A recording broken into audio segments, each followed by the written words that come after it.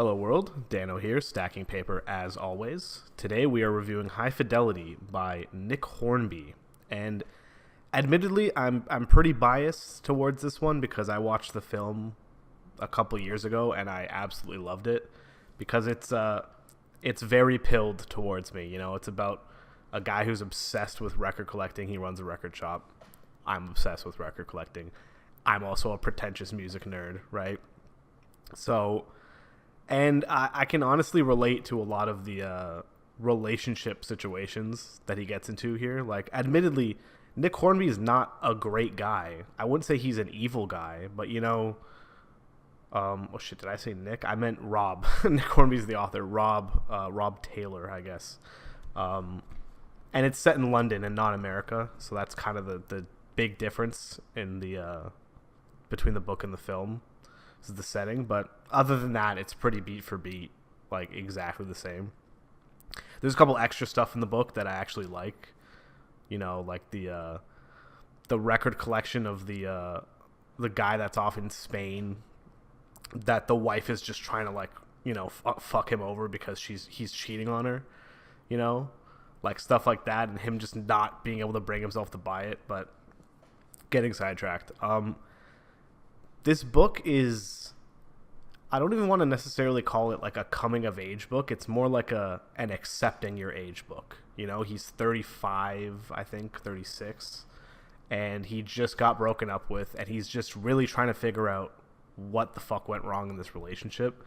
And it's kind of just a really long, drawn out metaphor for I'm the problem.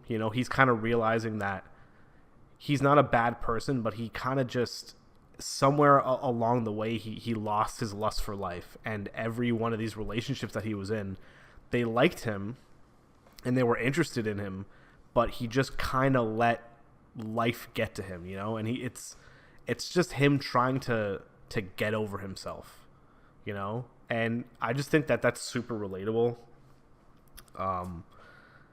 Especially as like myself, I'm a 30-year-old male. I've also been through a bunch of relationships. I get, flashbacks to those moments where I'm like, oh, was I the problem, And it's like, yeah, everybody has their shitty moments where they kind of, your humanity creeps up on you, and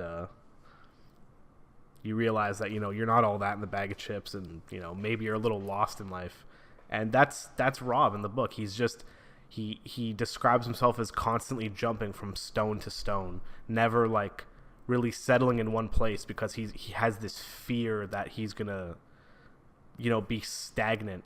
But the jumping from stone to stone is what his stagnation actually is, and he goes through and he meets up with all of his ex-girlfriends from his past. Like, the beginning of the book starts out him listing off all his ex-girlfriends from when he was a child to the most recent one, and how some of them are more like conveniences, some of them are straight up infatuations,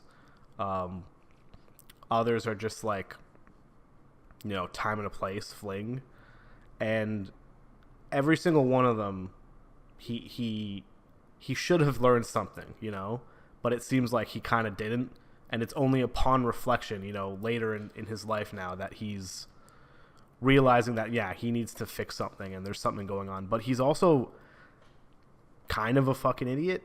He needs to be bashed over the head in order to really get stuff to sink in. Like, there's a scene near the end, around the climax-ish of the book, I'd say, with Laura's funeral. Her dad passes, and he goes to this funeral, and he's just being such a fucking wimp about it. And Laura's friend Liz is essentially saying, dude, you are so pathetic. Do you think anyone wants to be here right now? Do you think that Laura's dad died just to inconvenience you? And she says to him, it's like everyone else is a supporting character in your life. That's how you go through life. And he kind of reflects oh, isn't that how everybody sees life? But that moment right there is, I think, him having a moment of realization, there's a lot of stuff out there that's bigger than me. It's not all about, me and my own bullshit. And I think I think a lot of people need to realize that. Like I've met so many people that they're so self-absorbed in their own shit that you're like, you not realize like other people have lives and it's not all gonna be fucking peaches and gravy. On top of that, this book is funny as shit. There are so many just like quick zingers of lines. Also, if you're any way knowledgeable about music, this book rocks because the music references are amazing. The way that he interacts with Dick and Barry, even though he is very like patronizing towards them, but also they have this pretentious music nerd friendship that I can super relate with because like the shit I do with my friends, like listing top fives, like, you know, top 5 first tracks on a side A of an album, you know, top 5 like themed songs about death, you know, top 5 all this stuff. Like I did one with my buddy at work recently where I was like, best albums where the album is amazing but the album cover, the album art sucks. You know. My pick for that is Greg Lake's self-titled debut album. Horrendous album art, but an incredible album. But yeah, it's just admittedly, this is the type of book I wouldn't really be that into normally. Like, if this book wasn't as funny as it was, and it wasn't as wrapped up about like music, if it wasn't like that, I probably would give this book like a 6 maybe. But because it's really funny and because it's super targeted towards me specifically, both as a music lover and in kind of a similar situation that the main character is in at the moment, it's a solid like 7.5, like high B tier book, I would say. Not a book I could recommend to everybody. Definitely, I feel like there's very few women I could recommend this book to, even though the book club member that suggested this book, it was a woman, you know, and she actually wanted to read it with guys. That was kind of like her reason for choosing this for the book club. But yeah, I'd say it's a very niche demographic that you're pointing at with this book, but it's just it's really funny, man. Like, I'm trying to think of like some like lines like, oh, like when Barry gets a band and Rob is just such a dick to him because he just cannot believe that Barry has any kind of musical talent. Big twist at the end being that he's actually a very good singer. That's why Jack Black is perfect for the role in the movie. But so Marie LaSalle, the musician that Rob ends up hooking up with,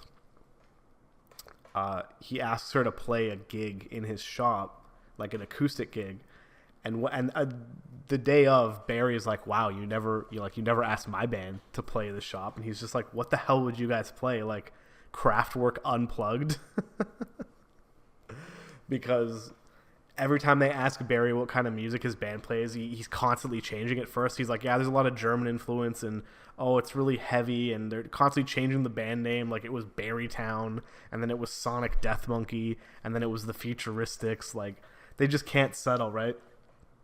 But I think it does wrap around to a pretty wholesome ending where Laura does get back with him, but she's really, like, you could tell, like, this woman really cares about him, but she just wants him to like get off his ass and stop being so miserable, you know? Like, he's like, you know, go back to DJing like when I met you. Why don't you try to like put yourself out there, actually put your passion into stuff? And like a lot of his exes said the same thing when he met up with Charlie, the girl that he was super obsessed with.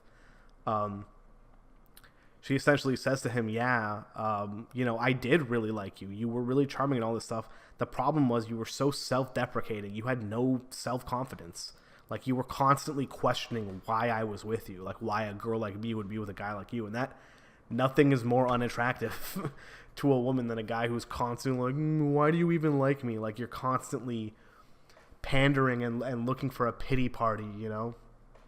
And, yeah, like, even the relationship he has with his parents, like, super relatable. Like, the mother that like is constantly doting on him and whenever he's by himself and doesn't have a relationship, she's like constantly worried. So it's a very down to earth book, and it's like nothing really big happens. It's not like a massive plot movement. It's just a guy at a rough patch of his life just trying to figure shit out while constantly making music references and being just a lot of wry like British humor. And yeah, I don't know. I really fucked with it. It was a really good book, and I'm glad I read it. So next book club book is my pick, and I'm super excited to finally do Gene Wolfe for the channel. He's one of my favorite authors. We're reading Soldier of the Mist. It's about a soldier in ancient Greece who has both retrograde and antegrade amnesia. So he's forgotten who he is, like Bourne Identity style, but also he can't make new memories. So like 51st Dates. It's like both of those things at the same time. So it's like every day is a new adventure for this guy. So I haven't looked as far into it. I just kind of want to keep it low key, but the only thing I've read by Gene Wolfe, I read the first 2 books of Book of the New Sun and Fifth Head of Cerberus and some of his short stories, and he's just a very kind of a dense writer, but it's really hard hitting. It's very visceral, and yeah, Book of the New Sun is amazing. I'm gonna have to do a reread for those at some point, because I read the first 2 a while ago, and instead of doing the next 2, I think I should just kind of wrap back around to it. So who knows? Maybe I'll get around to that before the end of the year. But yeah, until next time, take it easy.